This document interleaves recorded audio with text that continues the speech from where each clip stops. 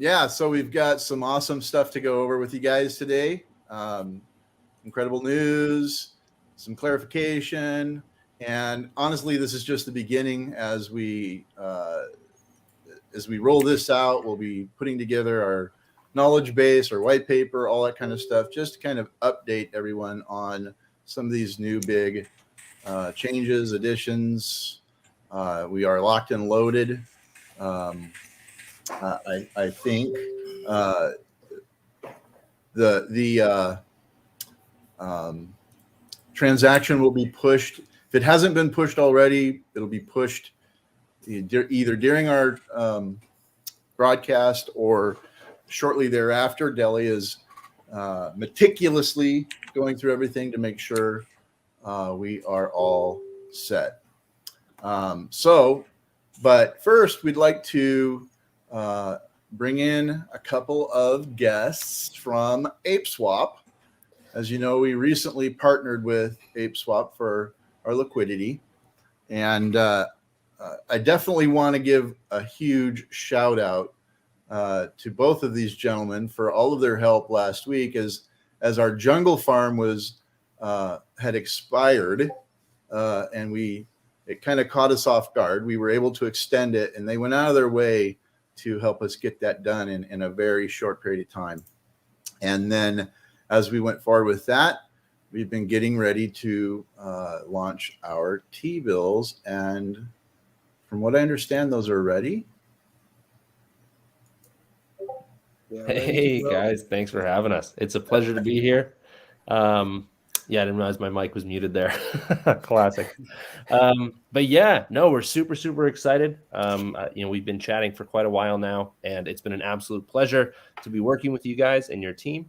And yeah, we're really excited to get these T-bills off the ground. For those of you watching who might be somewhat unfamiliar of what the T-bills product is, or maybe you didn't have a chance to join in last time we were able to hang out together, but just a quick TLDR sort of the product itself.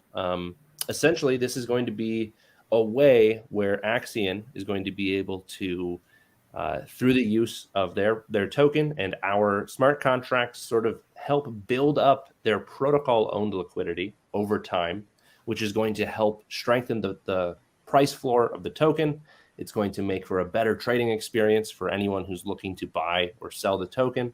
And it's going to overall help with the long-term sustainability of the project itself. So we're really excited. It looks like Axion is going to be just the third project going through this program on the Polygon network. So we're super hyped. And the official go live date for the treasury bills is going to be December 2nd. You can see there on the screen there. We do have it listed in our official, launch calendar right there at the bottom of our homepage. So it is official. The Axion treasury bills will be going live December 2nd. And so the way that that's going to work is it's going to allow you guys as the users to actually acquire more of the Axion token at a discount in exchange for the LP tokens. And then what's going to happen to those discounted tokens that you're purchasing is they're going to get wrapped up and placed inside of a treasury bill NFT that you get to hold in your wallet. And you can access that NFT at any time and claim the tokens that you purchased over a 60-day period where they will be linearly vested. So it's a really great way for you guys to be able to actually increase the size of your Axion bag without really having to do anything, while at the same time actually helping Axion to build up their liquidity profile and the strength of their treasury. So really exciting stuff. And we're very happy that the Axion team is signed up to be, like I said, just the third project on Polygon. So sort of breaking new ground with us. So and I would like to add that for anyone who's participating right now in the jungle farm, as the jungle farm expires, you'll be able to claim, you'll be able to harvest whatever rewards are left, and then you can actually take that LP over to the T-bill and then stake it in the T-bill. Am I correct in saying that? Absolutely. No, that's a great call out. So, yeah, really, really easy journey for you there. So typically, when a farm expires, as I'm sure most of you who are participating are aware, that means the rewards stop being given out. And so typically what you'll do as the user is you'll try and figure out, okay, how can I get more rewards for these LPs? Or if I can't, typically what we see happen, and the on-chain data proves this, typically the average user will unpair that LP. And that's not the user's fault. It makes sense, right? Because there's no more rewards to be had, at least not very many. Unless you understand the purchasing rewards, but yeah. Is the Axion transaction? Is the Axion that's linearly has linear vesting? Is that dripped or is it a claim process? It's sort of dripped. So, it's a claim process rather, I should say, but it's a linear claim. So, Is it daily or hourly or how does it work? Every second, more tokens become available. Okay, I got you. Cool.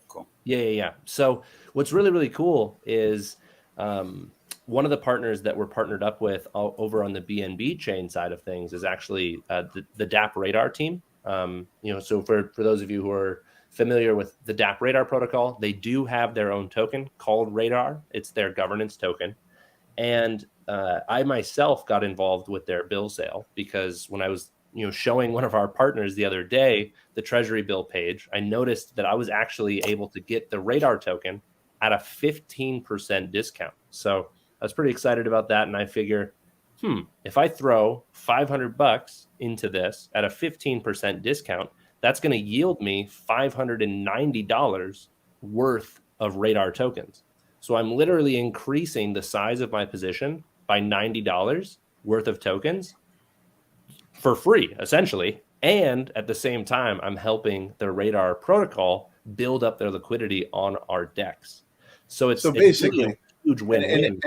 And the function is similar to our accelerator, where if you purchase in our accelerator and you stake it for an extended period of time, through the accelerator, we offer discounts as well. So for those who've participated in Axion over and over through the staking protocol, it's pretty much the exact same process. Only you're helping us build up the liquidity pool and adding the LP. And what I really like is the additional eyeballs that this is going to bring onto the project, because there'll be a good measure of people who this is kind of how they go about looking at projects and investing in projects. They find projects like this through ApeSwap and primarily, of course, originally on the Binance chain, but now that we're able to do that here on Polygon, then we're going to have a whole new consort, if you will, of token holders that will be looking to learn more about the Axion ecosystem. Fair to say? Yeah, exactly. And just to add on to that, we do have a couple of local whales within the ApeSwap ecosystem that they're so funny. They love the treasury bills. They've really grasped the concept and how they work, and they love getting involved with them. And so we have a couple of them who, basically any project that opens up a treasury bill sale, these whales, heavily do their research, because they love the treasury bills. They love how they can increase the size of their holdings literally just by investing in this way, which in a bear market is very, very beneficial. And so one of them in particular, his name is David. I can see him already, because Axion will be only the third project on Polygon, and one of the projects that did a T-bill sale, theirs has already sold out. So yours will be one of two that's live on the network. And I can already see David's going to be sending our devs DMs on Telegram saying, "Hey, when are you going to top up those Axiom bills? I've already bought them all." So, nice. You're 100% spot on. There's a ton of apes who they are hungry for more bills, and every time we open up a new sale, the eyeballs are there. That is for sure. And we're okay if it sells out, because that means that we're going to add some significant strength to our liquidity. So exactly. So anything you want to add there, Ape Agent? Well, I mean, from, Tars is one of our most kind of eloquent team members, so it's hard to add on anything he said. But what I just kind of love about this idea that users add liquidity to the project is that they kind of benefit themselves, because since the project has then deeper liquidity, the users can create for themselves a more stable trading environment. And so in this whole thing, the incentives are just so clearly aligned. And I'm super stoked that we get this one done. From my side, I think this will be the first one of many. And yeah, I mean, like, everybody's invited to try out. It's dope. It works. It's the NFT is beautiful. So yeah, I'm super happy we got it done. All right. Well, we're looking forward to that. We'll probably chat again here soon before Friday, and we'll for the community just be looking forward to an official announcement in Discord, and we'll probably be getting another Medium article out, just kind of explaining how to leverage and benefit from participating both in the Jungle Farm and in the new T-Build. So we'll be sure to articulate that and kind of show how that is going to benefit the ecosystem. Hey guys, again, thanks for really stepping up there to help us out last week. It was really nice to be able to have someone with a hands-on approach, and it's not something that you find everywhere you go. So it was very much appreciated. And it was at the very tail end of, I think, both of your days. So that was appreciated very much. I can just kind of, give this compliment back. It's always a huge pleasure to work with you and your team. You're like super professional. And that's just how it should work. And we are super happy to extend that partnership. Right on. And with that, we'll dismiss you because this might go really long. And I don't want you to feel like you have to hang in there, but feel free to watch.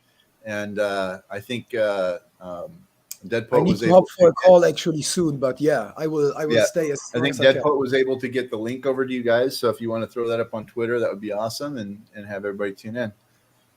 So you guys have an awesome week, and we'll be talking soon. Amazing. Appreciate it, guys. Thank you, guys. Thanks for stopping in, guys. Hey, of course. Thanks for having us. Thanks. Always. Cheers. Bye. Okay, cheers. All right. Are we ready? Oh, yeah. Are we ready? Let's get it done. Okay, guys. So it's been a long journey to get here. And so we're going to be going over several aspects of this process that we've gone through, what each aspect entails, and what that means for you as a token holder in the ecosystem, and the future for Axion as a whole. So one of the things I wanted to kind of kick this off with is to kind of cover a little bit of what it means to be immutable, and what exactly is going to be immutable, and how is that going to affect the project as we move forward. Because if there's anything, and in fact, I think I forgot to put it on here. I'm going to go ahead and change this because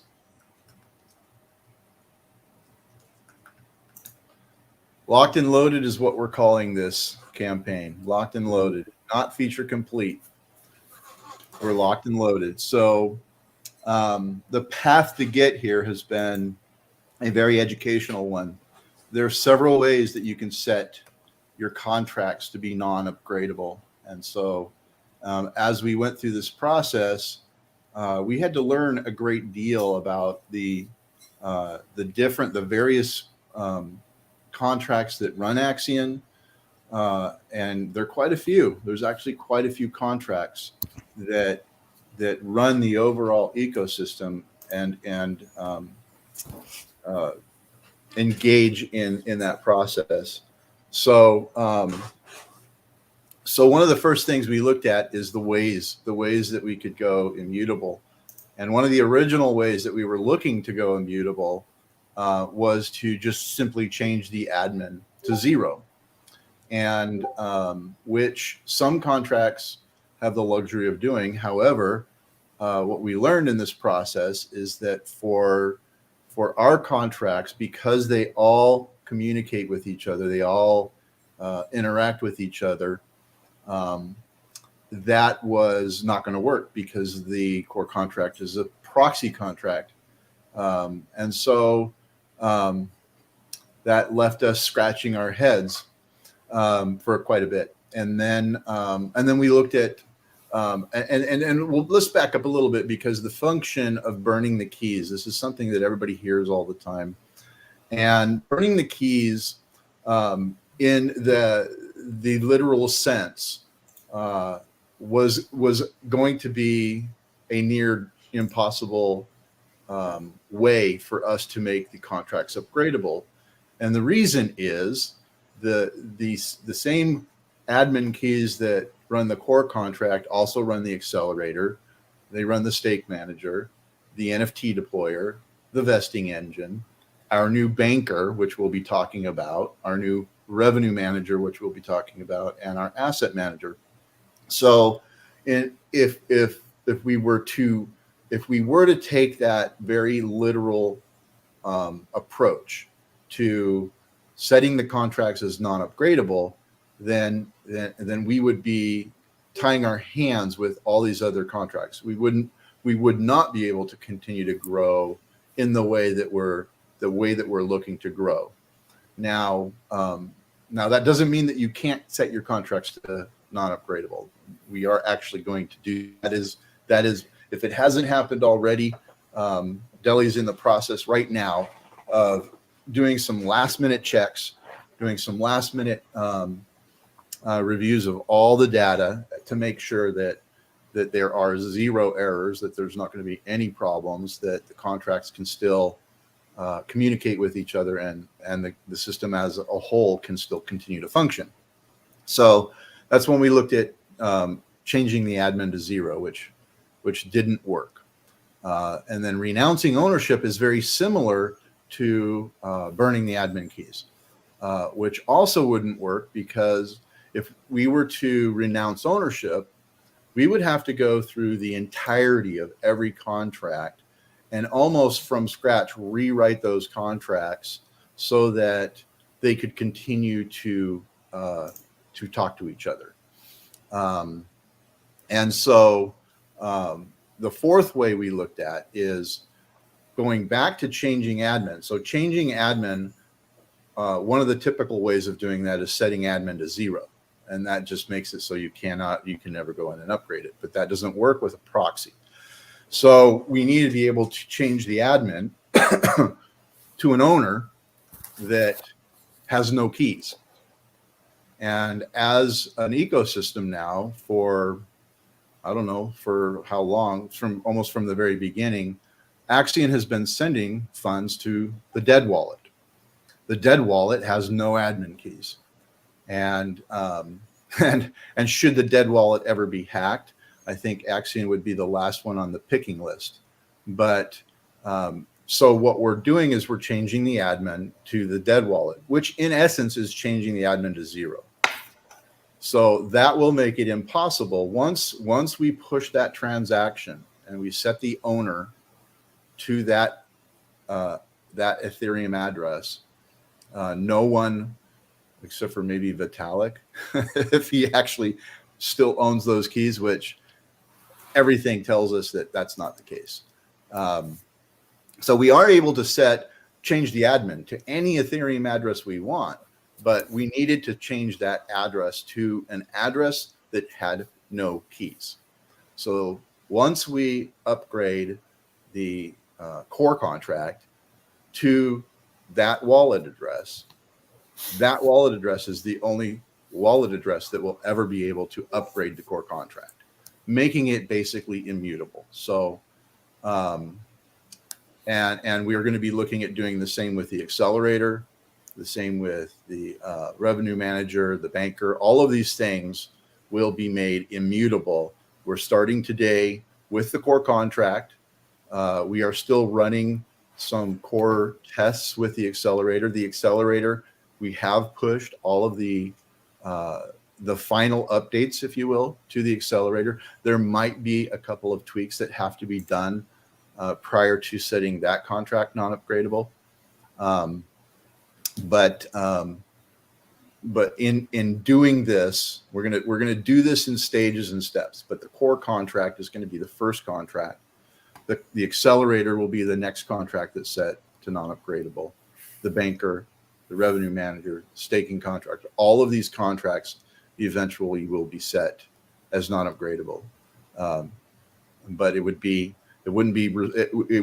be a good thing to try and do them all on the same day or at the same time. We need to make sure everything is dialed in the way we expect it to be. Did we have any questions come up for that specifically, Andy, while I was chatting and not looking at the other screen? No, not for that particular question. Okay. So with that, I'm going to go ahead.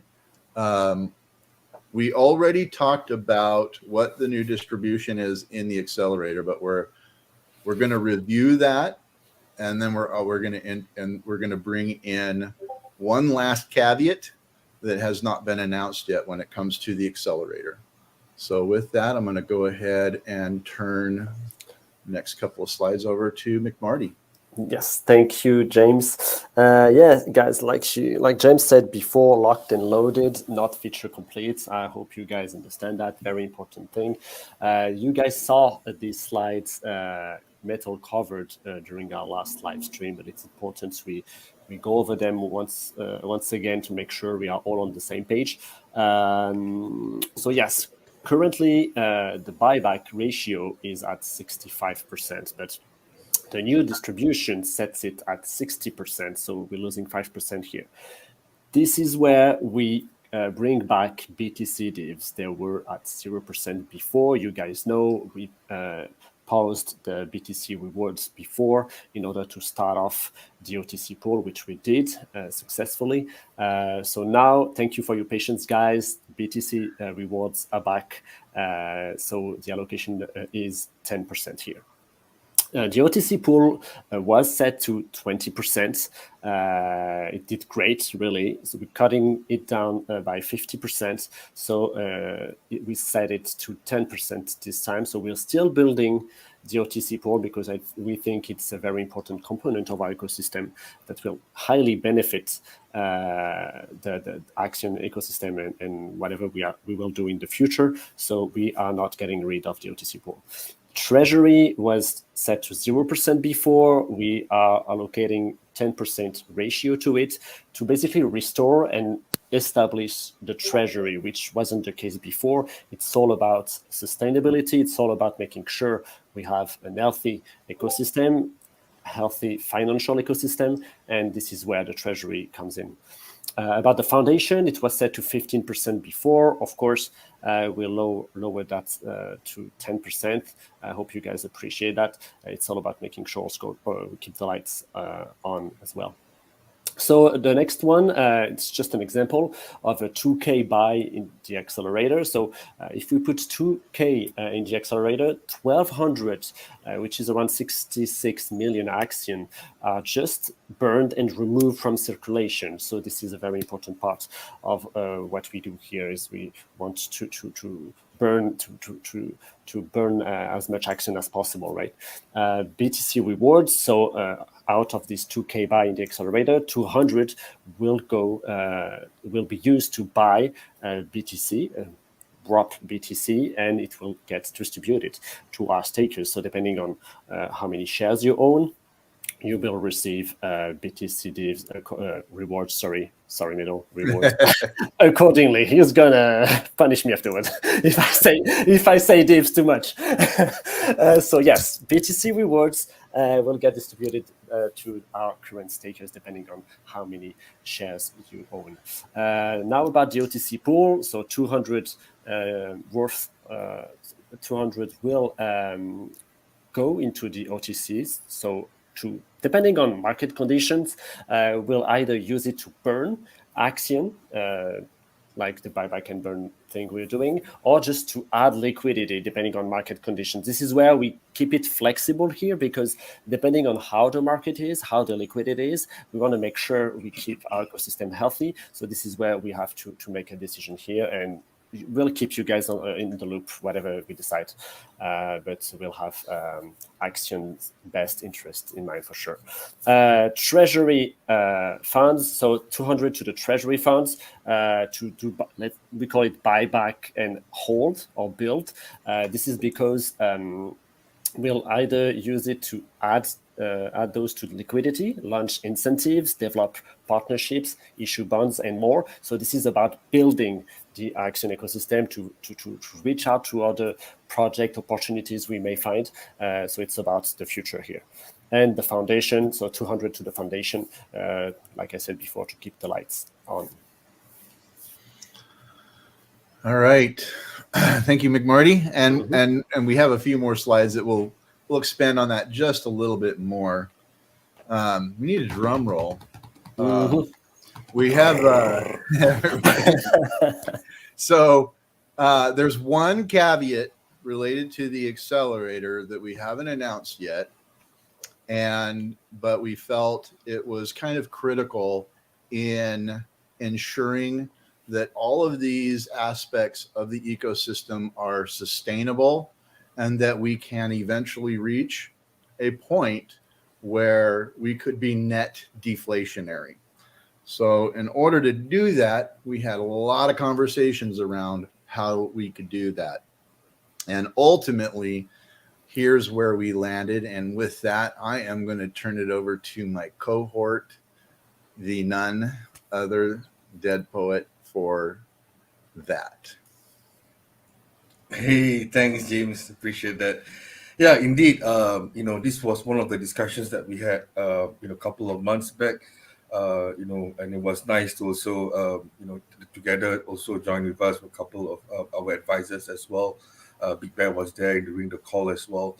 And the idea here is that we wanted to ensure that, whatever changes that we make is something that is taken into consideration, things like, what kind of inflation are we going to be expecting?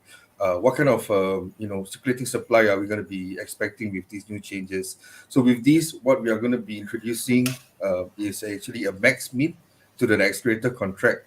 So what does this mean? It means that the accelerator will continue to exist, will continue to play its role as being a feature within the Axion network, up to 150 billion worth of token that will ever be minted through the accelerator. And how we are doing this is basically we will be introducing a final add-on to the contract called the max min on contract. And this will be the final changes to the accelerator before we actually call it immutable. So as you can see on the text over there. So how does this impact the accelerator allocation, and what do we plan to do? The accelerator has always been something that it has always been a bread and butter of Axion. When accelerator was introduced, the idea here is that we wanted to create an opportunity for users to actually get Axion over at a discount, but that itself also comes with certain setbacks and obviously things that we needed to actually mitigate. So one of the days that we wanted to do was to see how we can actually control the parameters. And how we control this is by, first of all, increasing the daily allocation. So we'll be increasing the daily allocation from 375 million Axion to 575 million Axion, assuming that the accelerator sells out 100% every single day. It will take about 260 days, to hit the accelerator cap itself, So the idea here is, while the accelerator continues to actually serve its function, the team, together with feedback from the community and also the advisors, we will be using this time to actually also establish a couple more revenue streams. In fact, there has been a couple of proposals being set, being set to the team itself. The idea is that once we have those proposals ready, we'll actually be showcasing it to the community. So moving forward with let's say with the fact that we are setting a cap to the amount of token that can be minted through the accelerator, what does this mean in terms of impacting the inflation moving forward?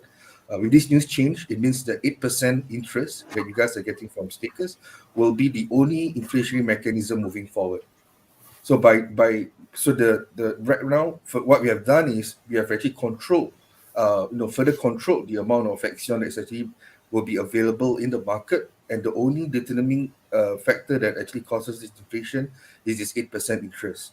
And this is where there will be more deflationary measures being introduced into the ecosystem as we have more revenue streams moving forward as well.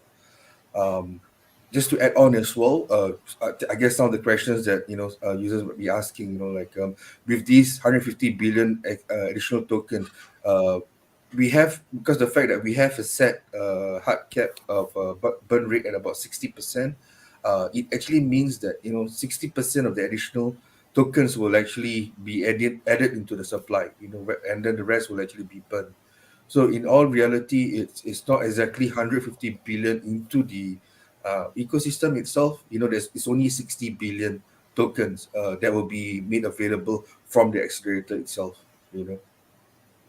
So the next question is, how long will it take to sell out the accelerator? Again, the idea here is that if we are at 100% sold out every single day, about 260 days. If you are about 65%, it will take about 400 days. Yeah. So what that also means is right now we're at about 343 billion.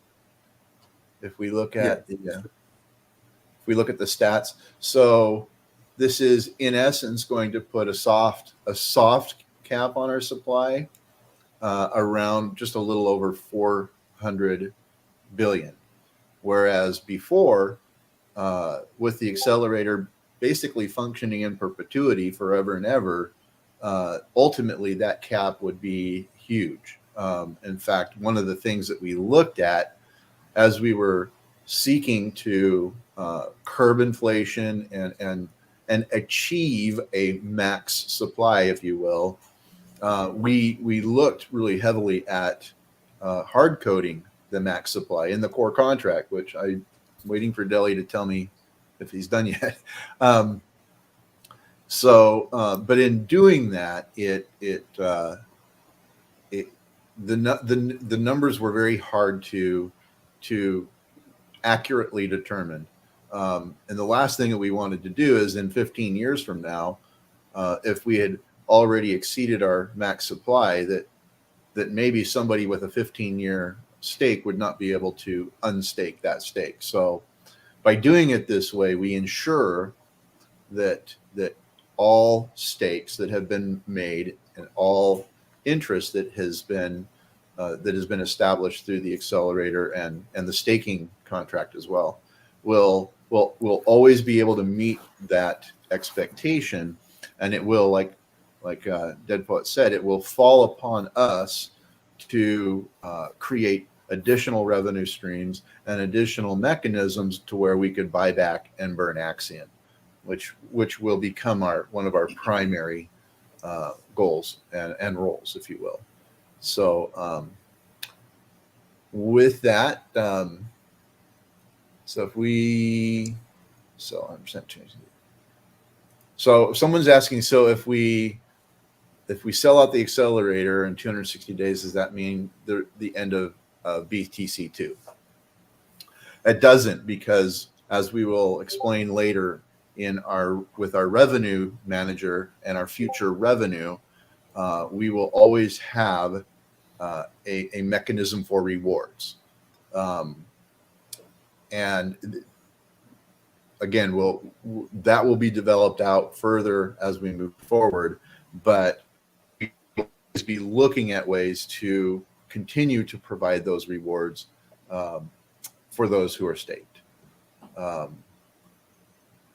that kind of that covers that. So it'll fall upon us to generate the revenue, to generate the buyback and burn, and to generate these things in the future. So And James, if I can just jump in for a quick sec, how you explained everything just now was perfect. The only thing I'd like to add to it is and one of the things that I was pushing for a lot when we had conversations was that the way that it's going to be done now, it allows everything to unfold and progress on a purely organic level, purely organic, the way that everything's going to progress from here.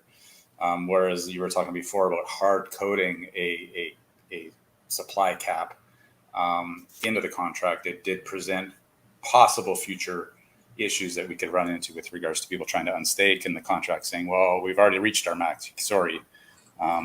So yeah, this is, for me, this seemed like the most logical path forward, because it lets the project continue organically. And I think for people that are looking at the ecosystem, deciding whether they want to become a participant or not, and for all of the existing users already part of Axion, we want to see the project continue forward organically as much as possible without any swift, big-handed, backhanded changes. So, right, and it also and actually that question also kind of feeds into the narrative of why we are calling these rewards now. If we continue to call them divs in the traditional sense is a very set kind of a concrete locked-in expectation based on a financial portfolio, and like Big Bear just said, this will be a very organic process moving forward. So by moving away from calling them divs and by moving more towards calling these rewards, it opens the door for us to explore other ways to provide rewards for stakers. So it looks like, go ahead. You want to go ahead and continue there? Yeah, I forgot you were next. I was thinking. Yeah, I think Discovery is having some technical issues at this current moment. Yeah, so like what James is saying, we have actually rebranded the term divs to actually reward itself. And the idea here is by doing this, it actually allows two things. One is the idea of dividends as something that is, it's guaranteed, whereas reward is something that is based on whatever that is actually being marketed at that point of time. And number two here, the idea that we remove the word BTC from the rewards, because perhaps in the future, the secondary token could be something else. It may not just be BTC, it could be another token that we look to introducing as well. So this is where the branding of BTC div to rewards comes into play.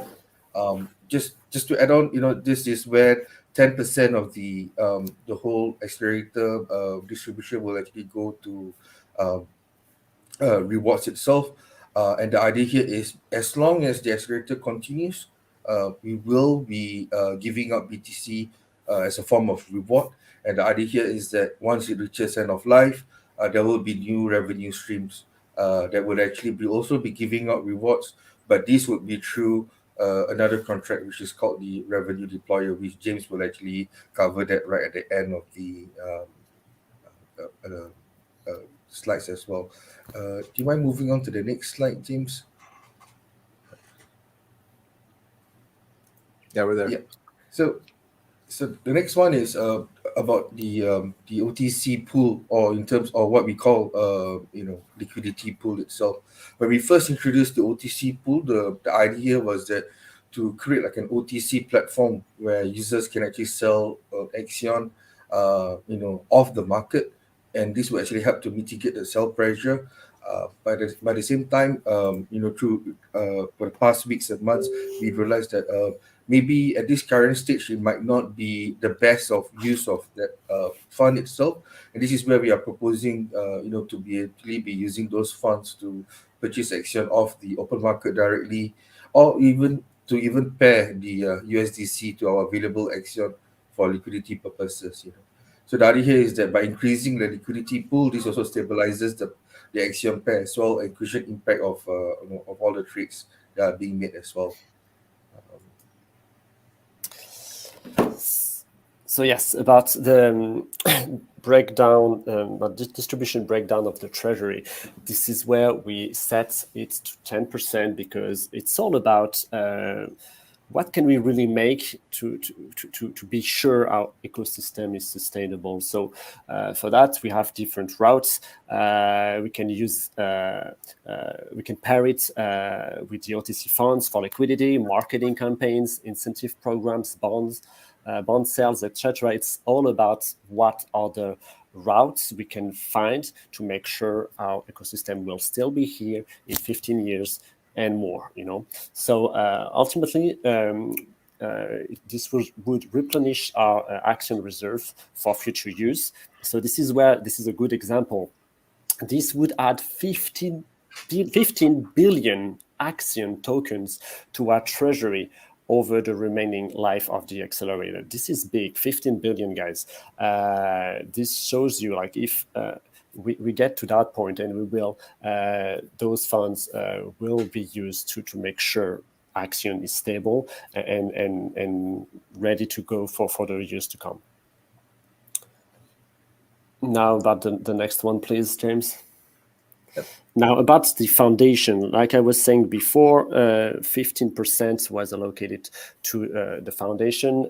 We lower it to 10%.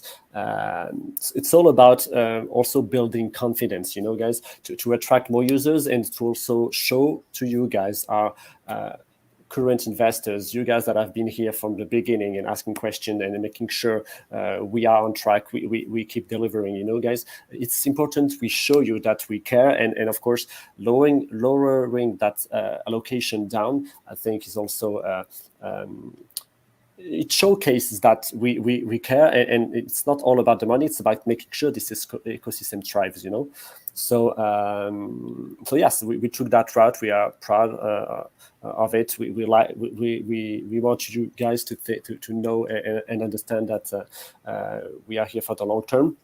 We don't make bold moves like that, and 5%, of course, is huge, right? When you're talking about selling out the accelerator, which is our main goal here, we are pretty happy about this move, and we hope you can see that, guys. And of course, the team will be exploring new revenue models throughout through the revenue manager contracts, which will also have an allocation set for the foundation. So this is, of course, a discussion for later, but as of now, 10% for the foundation. This is the number we chose.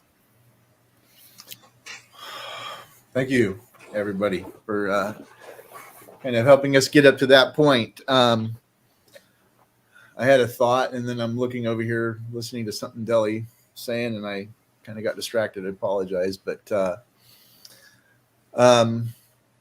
so moving forward, one of our biggest goals is going to make sure that the ecosystem that we as we're defining the ecosystem and as we are implementing these things, that should any of the current core team step down or need to be replaced, or should we grow the ecosystem, what we don't want is, moving forward, we don't want anything or anyone to ever come in and try to change things again. We want everybody to have this confidence that what they are buying is what they're getting, and it's what they will have in the future. That all of these things that we have gone through over the last good year or so has really been an extremely valuable learning experience. Even our sales tax was a tremendous learning curve for us.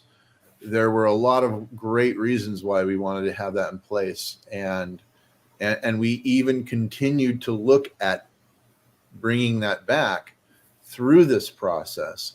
But ultimately, it really introduced a lot more obstacles than it did provide opportunities. And that really was the key factor, and that's been the key factor in all of these different little changes, even when it comes to the distribution and the accelerator. It seems like a simple way of looking at it, a simple number, but it actually took a lot of discussion and conversation to reach that point. And ultimately, the decision fell on the side of not wanting to appear as though we valued one aspect of our ecosystem as being greater or more important than another aspect of our ecosystem. So by taking our distribution and doing that evenly across those different aspects, makes it possible for us to center our decisions on those rules, that set of rules that we've put in our place. So with that, we are introducing and have already launched what we call the banker. It's a banker contract. A banker contract receives funds from the accelerator, and it holds them on deposit, just like a bank would.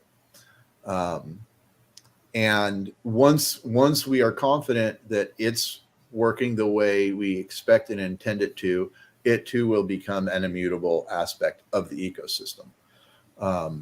And what you see here won't change. All we will be looking at is making sure that as an immutable contract, it will not have any problems as our token price increases, as our volume increases, as all of these, all of this weight kind of bears down on the ecosystem, that it will continue to operate as intended.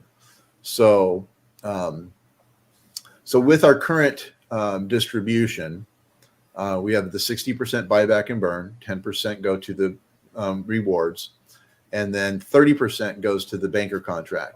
And that is 10% for the OTC, 10% for the foundation, and 10% for the treasury.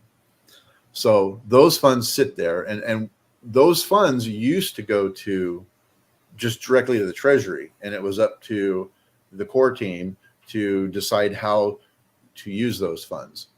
By sending these funds to very specific wallets that have very specific expectations and a specific set of rules, it ties us to honor and to function according to those rules. So once those funds are in the banker, and I'll explain this a little bit more. So we wanted this to happen directly through the accelerator, but historically, in the way that the accelerator was written, it has three core functions, if you will. One being the buyback and burn. The second one was distribution, which is how the contract is able to provide the Bitcoin rewards. And then there was the receiver, which traditionally has always been just simply the foundation wallet. And it's that receiver that has now been changed to a banker. And that banker can only be accessed with one type of a transaction. And that transaction tells the banker to divvy up those funds in the account. And we can do this daily, we can do it weekly, we can do it monthly. But it does take a manual transaction so that those funds are locked in that account until we initiate that transaction that sends those funds to each individual wallet. And these are all mechanics and mechanisms that will be reported on the blockchain, that we will report through the transparent accounting thread. So and those that are savvy enough will be able to see where the funds are coming from the accelerator to the banker, from the banker to the three separate wallets, and then from those three separate wallets, we will use those funds as intended for the OTC, for the treasury, and for the foundation. So that basically kind of sums up what the banker is going to do. And then we have two more contracts that have not been set yet, but we are in the process of developing and putting these in place. One of them will be the revenue manager, which will work similar to the banker. And the revenue manager will take all future revenue that the team generates will go into this one contract. And from there, we will be able to break that down, and we'll have 50%. And now I've had a couple people raise their eyebrows at this 50% to foundation. I'll kind of double back, but 20% will go to buy back and burn Axion. 10% will go to our rewards program. 10% will go to liquidity, and then the OTC liquidity, and then 10% will go back to the buyback and hold bond treasury, as Mick Marty and both Dead Poet have kind of covered. So with future revenue, we're looking at not only sustaining the entire ecosystem, but we're looking at sustaining the ability for us to continue to grow, not only as a team, but as a project, where we can look at other aspects and invest in other aspects that will continue to bring in additional revenue. There's this big misnomer that foundation funds are only for paying the devs and only for paying the team, and that's not entirely true. Foundation funds are used to grow and expand the ecosystem as a whole.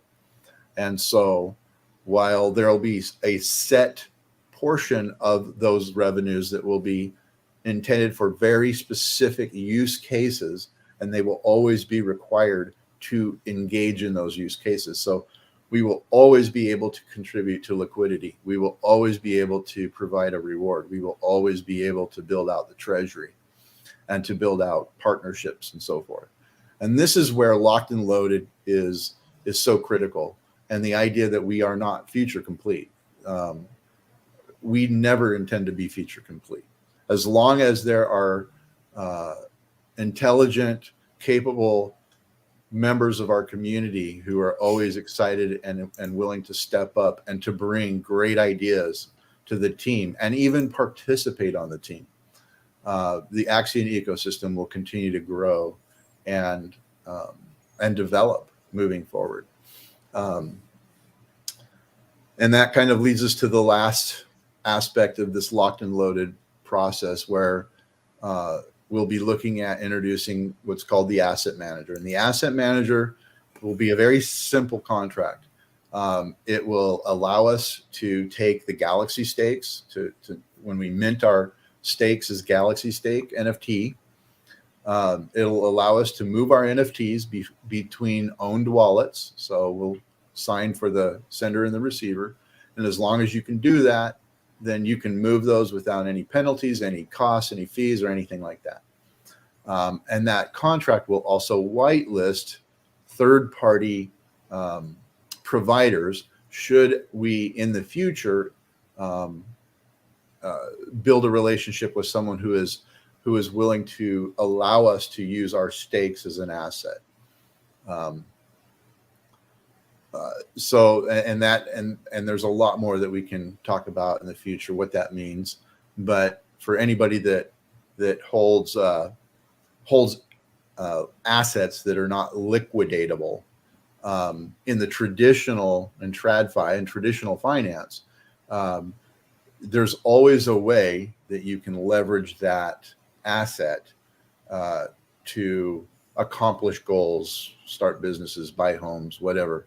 So hopefully in the future, we'll be able to look at where someone has a 15-year stake, and if Axion has the price is appreciated to the point where that stake is now extremely valuable, then that asset will be able to be accessed without having to withdraw it early, take penalties, or sell it, even though selling it will still be an option on OpenSea. So that kind of sums up locked and loaded. I haven't heard from Deli yet, but I did want to kind of hop in here a little bit. I'm going to have to dig into, tracing this and just kind of being able to show I did want to show that the change proxy admin transaction has gone through, and it was as of 11 minutes now. The first one that shows up here was a test that was done with a separate contract to make sure that it would work. So the Axion core contract cannot be upgraded any longer. Wow. It's done. There you go.